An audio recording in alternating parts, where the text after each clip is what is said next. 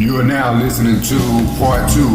If you ain't heard part 1, you need to go back and listen to part 1 to get it, to see where I'm at. So I'm helping them getting their one sheets and everything together, all their paperwork, so it can be like the majors. And at this point, I started my publishing company, Dead End Boys Publishing. Now, with my producer working more on his label, with his own artists, we still pushing CDs together out the trunk. Now, when I see artists trying to sell me a CD, I say, man, I'm putting a compilation together. You want to put 1 or 2 songs, or I can do your whole album. Press it up, shrink wrap it like a professional CD.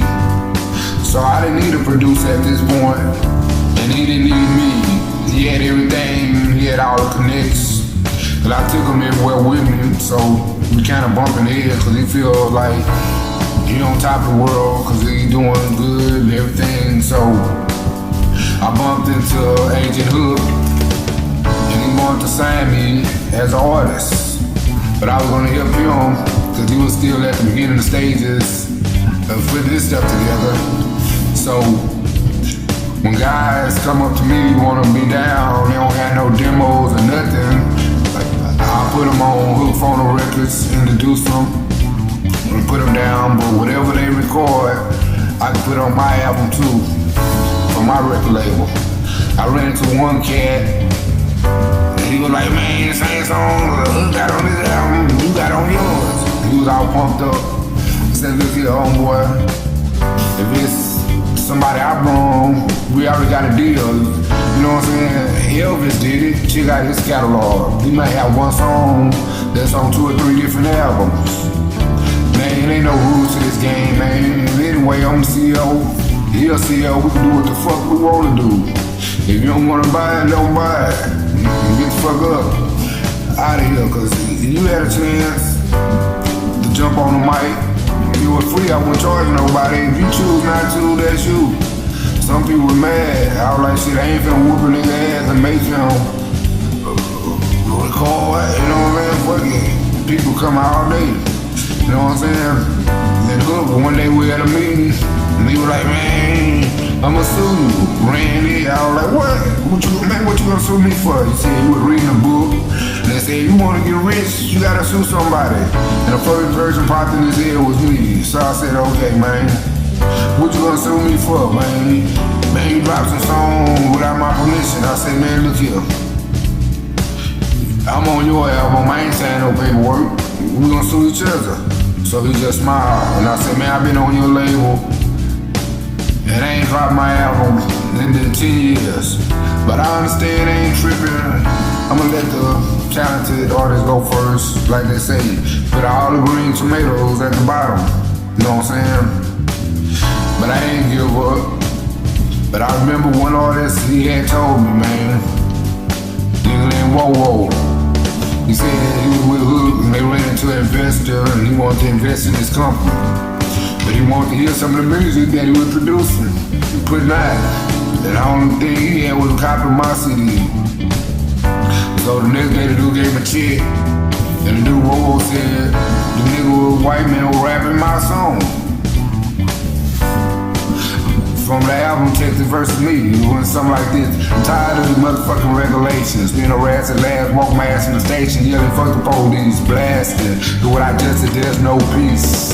I'm living in sin in the streets of Houston, you know what I'm saying? Went something like that. Hook didn't deny it, and I said, oh man. So I said, I must have something. So I kept pushing. And another time, my car was broke down. I was sitting at the bus stop, it was late at night. And this dude that used to come through, he was like, man, me and my brother was bootlegging your CD. He was laughing. I was like, man, if a nigga had that much faith in me to go bootleg my shit, so I was like, man, I can't give up. I gotta keep pushing, man. So, but at this point I was doing comedy. You know what I'm saying? And I was putting a compilation together too at the same time. It was one of the best compilations I had. Had a whole bunch of good artists on there, double platinum artists, everything. But it wasn't doing as well as my comedy stuff on YouTube. So when I got my check, I broke some of the artists off that were working with me. Cause, you know what I'm saying, they deserve it. We put a whole bunch of hard work in it. So I said, man, I'm gonna stick to this comedy stuff.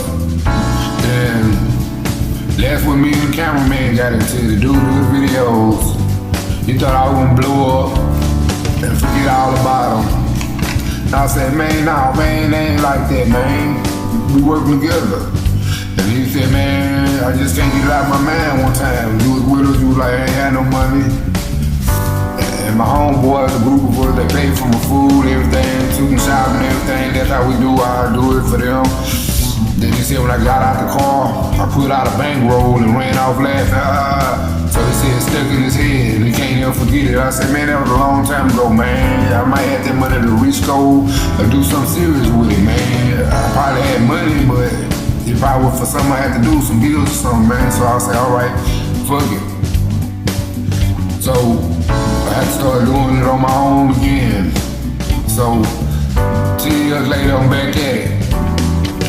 But the only thing kept me away for so long, when I was in middle school, this guy named J. Rock that went to Madison High School, he used to battle Big Mello.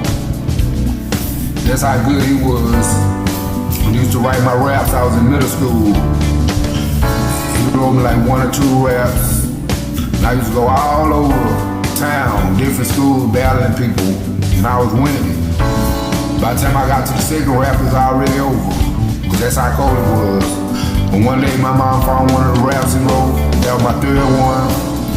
And she tore it up. And I was like, man, mom, you see my rap? She said, yeah, I tore that up. And I was like, oh man. She said it was a satanic. And I was like, oh man. So when I seen the dude, I told him what happened. I was like, man, my mom said that was some satanic stuff. He was like, yeah. My mom is a devil worshiper, and I got some stuff out the book, a little here and there.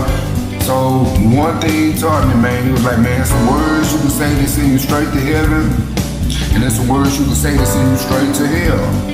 And I was like, oh man, I learned my lesson. I ain't gonna never let nobody rap for me, or write for me, unless I know what's really going on. When I was young, but now I'm older, so it was always, man, don't rap. That's why I said, I started a record company and I had him rapping. So I won't disappoint my mom and make her mad. But I'm older now, and I know right from wrong, and I know if I do something, it'll be all out of entertainment. You know what I'm saying? So I'm gonna keep going, keep trying. So I learned a little stuff from off and on. Artists, they'll try to say, hey man, do it like this, do it like that. So appreciate it. I ain't never go to school for this stuff. I'm just going off the top of my head, following my gut feelings and trying to make it. But this is my testimony that one day we're gonna come through. Cause all my life I've been winning in awards from elementary through high school. So it's bound to happen. So I want to give a shout out to everybody that participated or worked with me or encouraged me to keep going. Yeah, this is Raimundo. And this is my testimony. My confession. Dead end.